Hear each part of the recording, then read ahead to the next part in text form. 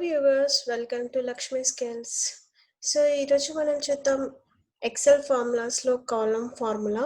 So column formula మనం ఎందుకు use చేసాము అని అంటే, ఇప్పుడు మనకు 1 కాలమ్ ఉందా, 2 కాలమ్స్ ఉందా, ఇప్పుడు కొన్ని రిపోర్ట్స్ చూసినట్టయితే మనకు టూ మెనీ కాలమ్స్ ఉంటాయి. ఓకే, సో ఆ షీట్లో మనకి ఎన్ని కాలమ్స్ ఉన్నాయి మనం క్యాలిక్యులేట్ చేయాలి అంటే, మనం ఇలానైతే మనం క్యాలిక్యులేట్ చేయలేం కదా, 1 2 3 అంటూ మనమైతే క్యాలిక్యులేట్ చేయలేం. సో కాబట్టి అప్పుడు మనం ఏం చేస్తాము అని అంటే కాలమ్ ఫార్ములాని యూజ్ చేస్తాం అనమాట.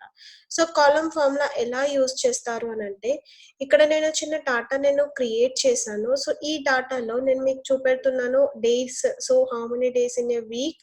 సో నేను ఇక్కడ మీకు పెట్టాను అండ్ ఇక్కడ ఫార్ములా రిజల్ట్ ఏ విధంగా ఉంటుందనేది నేను మీకు చేసి చూపిస్తాను ప్రాక్టికల్లీ.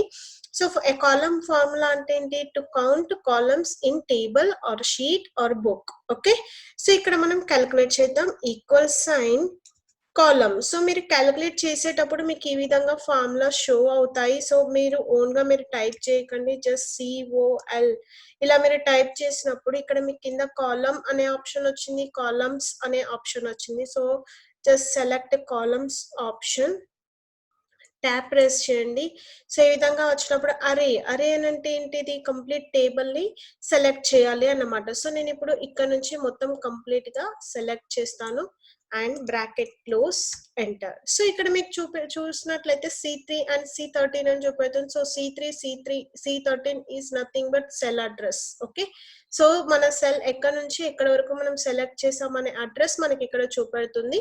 సో C7 అంటేనేమో సండే ఫస్ట్ వచ్చింది కాబట్టి నేను ఇక్కడ C అనే కాలమ్ లో 7th రోలో నేను సెలెక్ట్ చేశాను కాబట్టి C17, అండ్ C13 ఏమో సాటర్డేకి ఎండ్ అవుతుంది కాబట్టి నేను ఇక్కడ C13 అని ఎంటర్ చేస్తాను. Okay, so enter.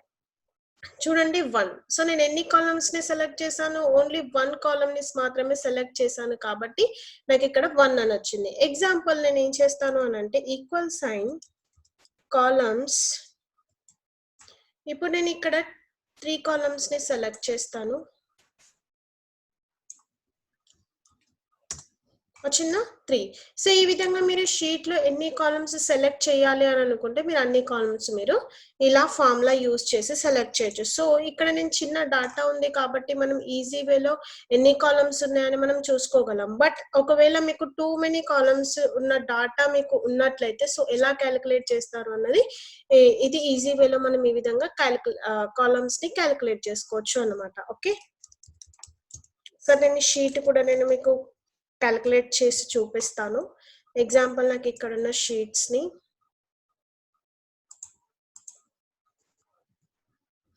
Equal sign columns, ఇలా మీకు షీట్ లో చాలా ఉంటాయి కాబట్టి నేను ఇలా సెలెక్ట్ చేశాను, బ్రాకెట్ క్లోజ్, ఎంటర్. చూడండి 29 కాలమ్స్. ఓకే, సో ఇలా మనం కాలమ్స్ ని మనం ఈ విధంగా క్యాలిక్యులేట్ చేస్తాం అన్నమాట. ఓకే, సో ఈ వీడియో కనుక మీకు నచ్చినట్లయితే తప్పనిసరిగా లైక్ చేయండి, షేర్ చేయండి, సబ్స్క్రైబ్ చేయండి. Okay, thank you.